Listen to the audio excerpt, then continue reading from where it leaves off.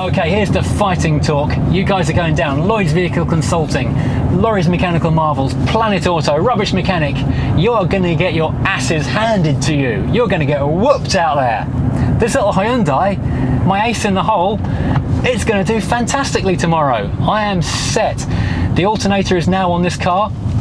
It is pumping out juice like you wouldn't believe, and it is driving sweet. So this is a brand new, I've no idea what brand, alternator for this car. Fortunately, it's a really common engine. It's a Honda block, which is also used by, I think, Mitsubishi, and it's in loads of other Hyundai cars as well. So it's a very, very common component. And having a friend with a trade account meant this cost £47. Second hand, they're about 30, so I think I'm onto a winner with this.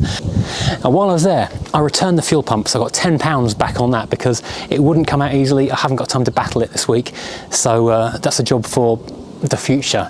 So basically it means with 47 spent on this thing, £70 spent on service items, the oil, the filter, the spark plugs, the windscreen wipers.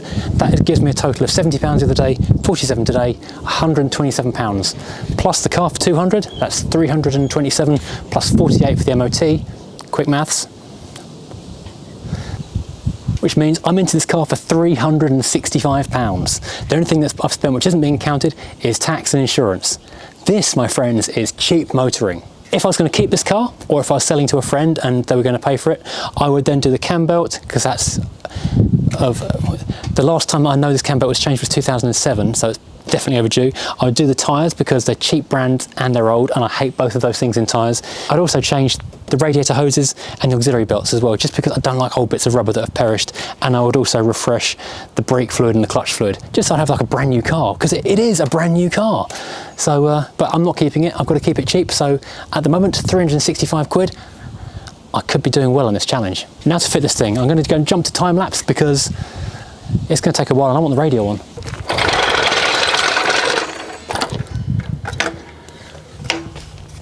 Before I time-lapse, I will say, after the other night's epic welding in the rain-a-thon, this is filthy. I'm going to have to do a detail of my jack to keep it looking lovely. I don't like a dirty jack.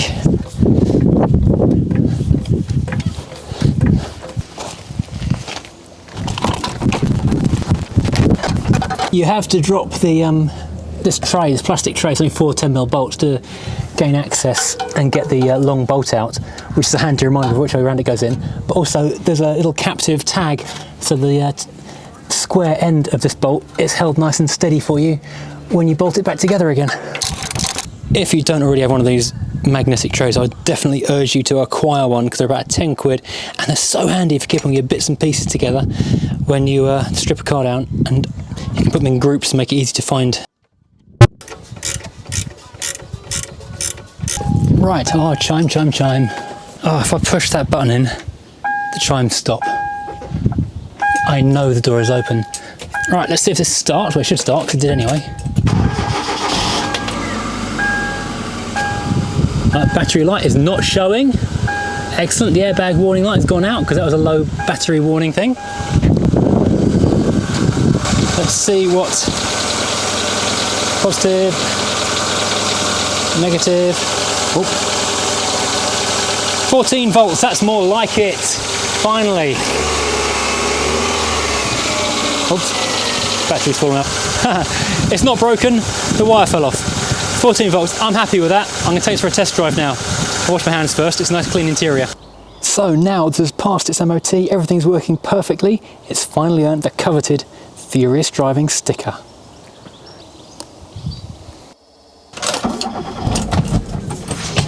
Oh, you hear how rapidly that starts up now? That starter motor just cranks like crazy, because it's got a proper alternator on it now. It's chucking out over 14 volts. Yeah! Let's not kill the battery by leaving the interior light on. Oh, this thing sounds just sweet.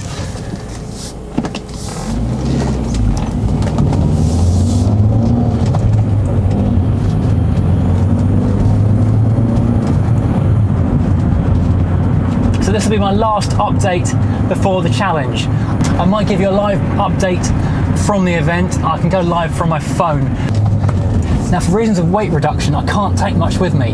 I don't know that I'm going to be able to take anything out of the car and leave it safely at the track, so I can't take a laptop and do like a Friday night edit to give you like a full report on the MPG challenge. It's going to have to be a complete challenge in one video.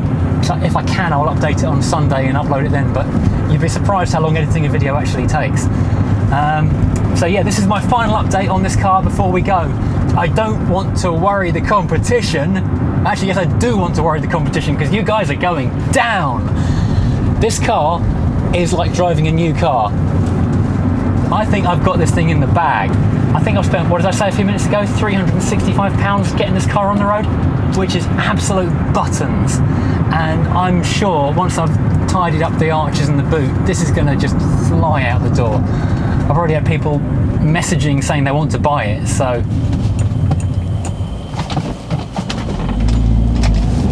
I am very confident that it's not going to be a problem getting rid of it. So the front and the back end, I've got that sewn up. MPG, these things got combined MPG of 34 MPG when they were new, 44 distance driving, and so if I drive carefully on the distance, I reckon I could easily match that 44. And bear in mind, my competition is an old Renault 11 on carburetors. Not going to make it. A Rover 600 2-litre automatic. Sorry, dude. The Toyota Celica 2-litre. Thirsty. And a Honda Civic.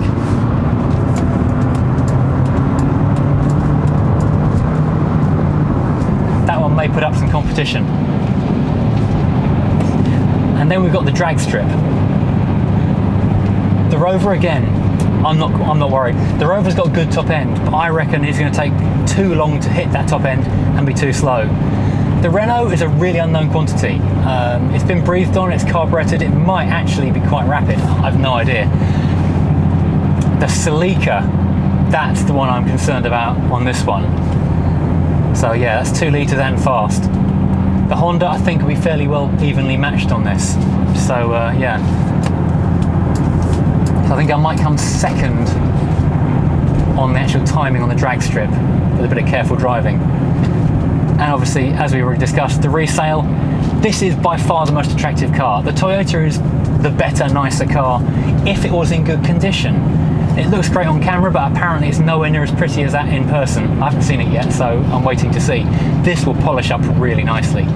The Rover, they seem to just hover around the £300 or £400 mark, so even with all the servicing work, it's going to struggle to sell. The Honda, they're 10 a penny, but they're not valuable and they're not exciting. It's not got the wow factor that this has got. This has got the curb appeal. I think I'm in with a strong chance here. I am so happy with this car that last night I actually came out, cleaned and fed the leather to make it just as supple and lovely as it can be.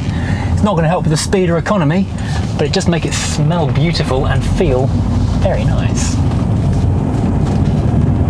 So other channels, tomorrow I'm looking forward to meeting you and beating you. Come on at the Hyundai, make me proud.